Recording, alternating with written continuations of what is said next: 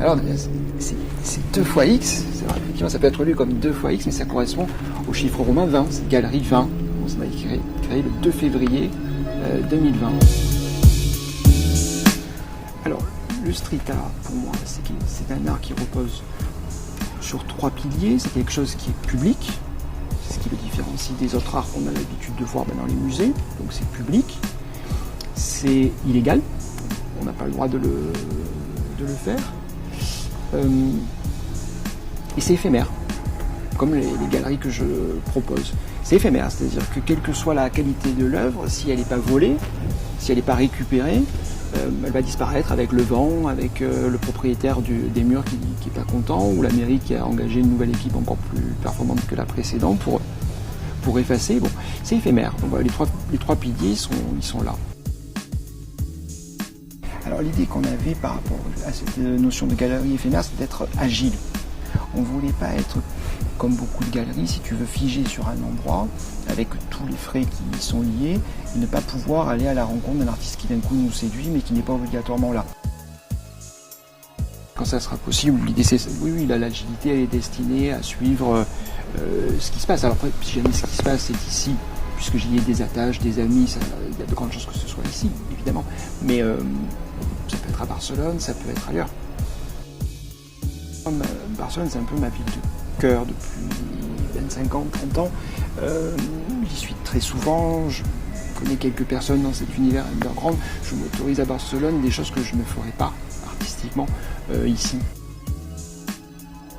Moi, ce qui m'intéresse, c'est qu'il y a un marché. On va être transparent, il y a un marché et que je peux m'y positionner dessus.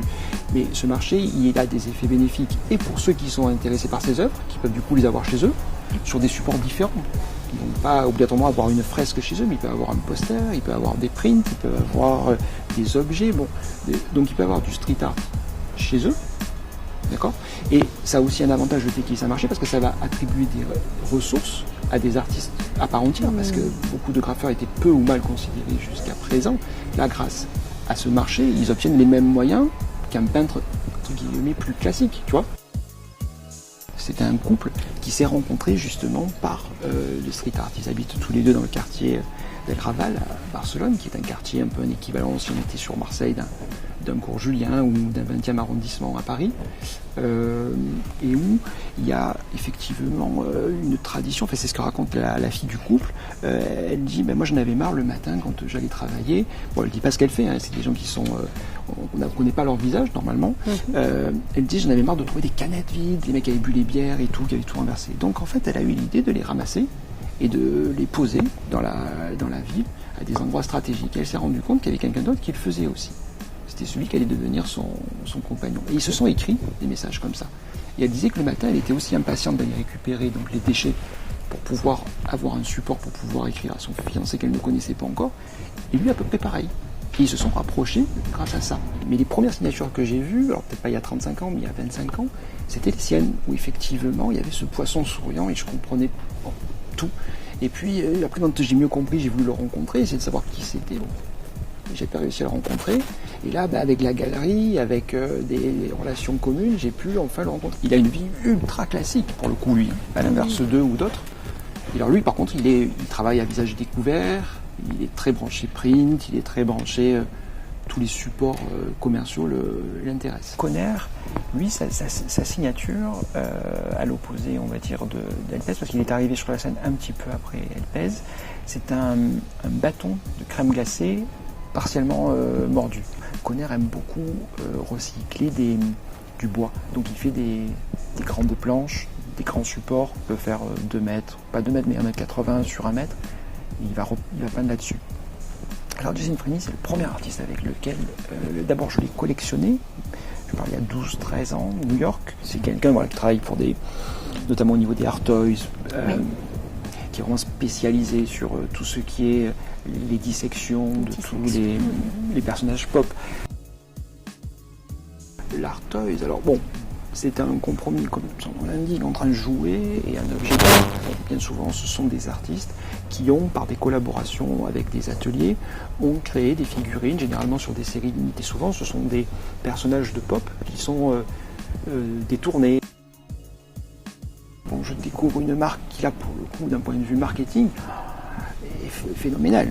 Ils ont une capacité à créer le désir, alors que ils sont désagréables dans les magasins, ils sont en rupture de stock. Tout ce qu'on nous dit en marketing de faire, ils font le contraire. D'accord ? Donc, à la base, on se dit, ils vont finir par couler, vu comme on est accueilli dans un magasin dans lequel, en plus, il n'y a rien. Et c'est pour ça que l'activité de resell a existé. C'est-à-dire que pour Suprême, l'activité de reseller, c'est l'activité entre Suprême et celui qui veut acheter. Leur collection, elle est géniale. Et puis, il y a quelques années de ça, il y a 20 ans maintenant, ils avaient sorti le premier sumo, tu sais, avec Newton. Et où c'était la première fois où ils vendaient au monde un livre d'art, grand public, à 1500 €. C'est quelque chose qui a été un véritable phénomène de société. C'était la première fois qu'un livre devenait, enfin, pas la première fois, mais dans l'histoire moderne, qu'un livre prenait part dans un intérieur comme un objet d'art, comme une création d'un designer. Donc voilà, Taschen, ils ont ça. Et alors moi, de par la collaboration que j'ai avec eux, je me suis spécialisé sur tous les grands formats, les sumos, et je peux avoir non seulement la production actuelle, voilà, tout ce qu'ils font en grand format, je l'ai systématiquement, mais j'ai aussi des éditions plus anciennes, qui sont sold out chez eux, mais que j'ai réussi à avoir. Donc voilà, il y a tout ça que je peux avoir, et surtout je l'ai en stock. Dès le 2 juin, on ouvre officiellement la boutique en ligne.